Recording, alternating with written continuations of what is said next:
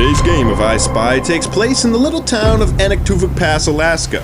Thanks to Google Street View permeating the permafrost tundra, we'll walk through every inch of this isolated town with no roads to the outside world and try to get an idea of what life might be like there by poking around in their yards and examining and quantifying all of their stuff. Like, I spied 28 5-gallon buckets sitting out next to the road, and I had to know the reason. I assumed it was just trash or compost pickup, but not exactly. We'll get back to that. I spy way more ATVs than cars. 142 ATVs to be exact. 111 are four-wheelers, 6 are six-wheelers, and 25 are eight-wheelers. These are amphibious, meaning they can drive on the forbidden terrain, water.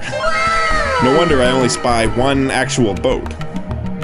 It snows 300 days a year here, so it makes sense that I also spy 76 snowmobiles, or snow machines, as they call them up here. I spy 19 construction vehicles, such as excavators, bulldozers, and bobcats. I spy 45 cars and trucks that will probably never drive anywhere ever again, buried in the bushes, stuff piled on top, pieces removed. There's even a whole junkyard on the edge of town. But I also spy 69 vehicles in use, including 3 police cruisers and even some tiny K-trucks from Japan.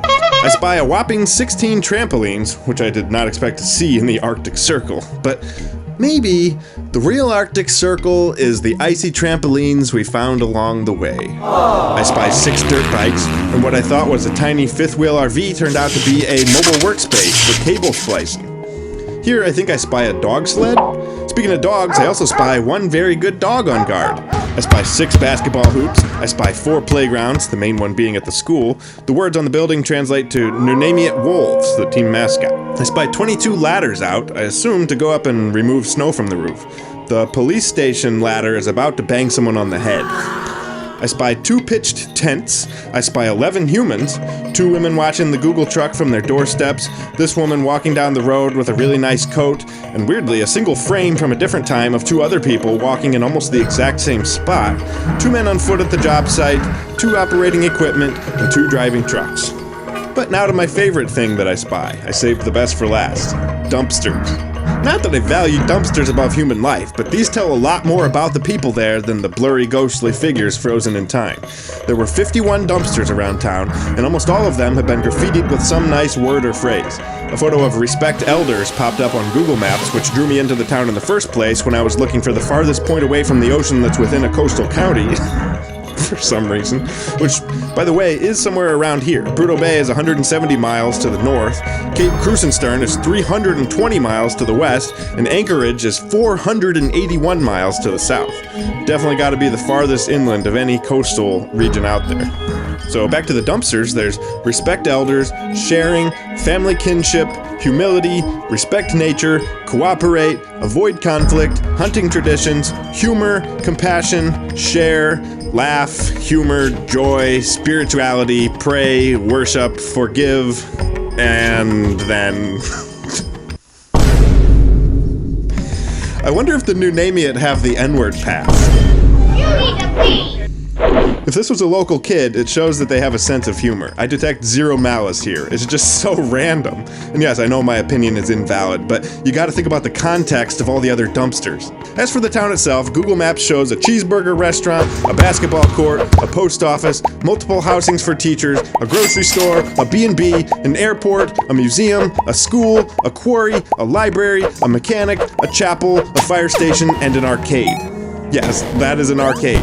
Google Maps would never tell a lie. You really think someone would do that? Just go on the internet and tell lies? 403 people live here, almost entirely Nunamiut, which is the Iñupiat mountain nomads. They are the only Iñupiats that are left inland, and they are basically the only Nunamiuts in existence. They have permanently settled for the last 70 or 80 years here, but they've been in Alaska since about the time of Aristotle, 2,000 some years ago. They have 13 different roads. Well, technically 6 roads and 7 streets. Which brings me to my only complaint about this town. It's a long one, so buckle in. Buckle down. Buckle up. Buckle something. The street names here are a nightmare. For starters, there's 2 different Mekiana roads, like 600 feet apart, running parallel to each other. Why? Then there's Airport Road and Airport Street, also parallel to each other 500 feet apart. Why? You guys have a wealth of words to choose from in English and Iñupiat, and you just repeated airport twice? There's really no airport here, if you want to get technical. It's an airstrip. Next, why is there an Illinois Street? Illinois is 3,000 miles away, as were the Illini or Illiniwek tribe.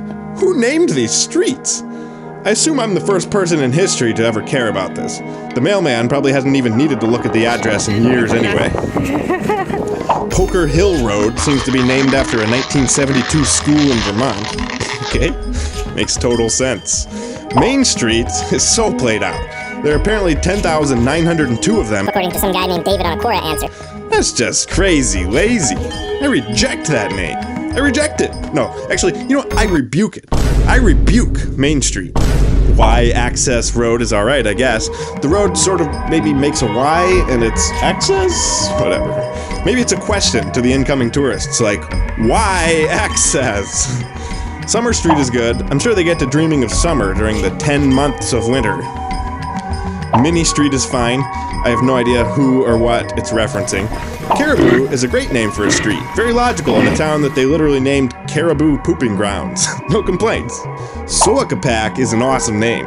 It seems to come from the Iñupiat word Sukapak, which is a famous nearby mountain where you would exit the Dalton Highway if you were going to trek 65 miles across the backcountry to get to this town. The name means Martin Deadfall. This references the trap of a rock balanced on a stick to crush a little marten to death for Din Din. The mountain apparently looks like one of those traps. Maptagak is at least a local last name, same with Mekiana.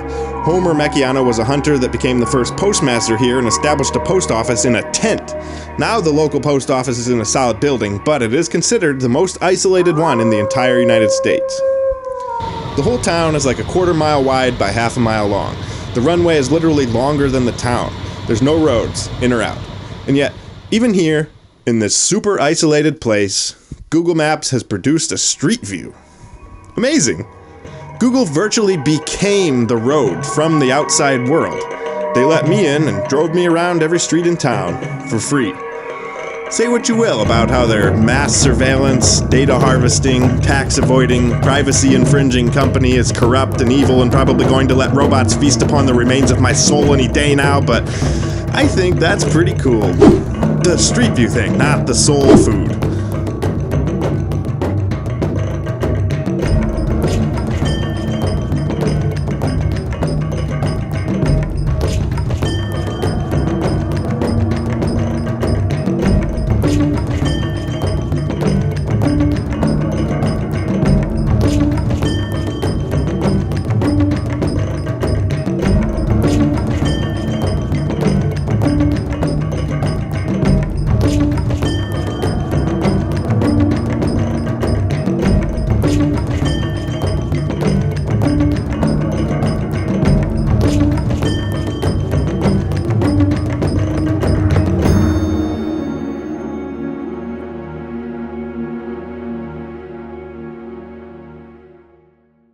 Into the bristles a little bit.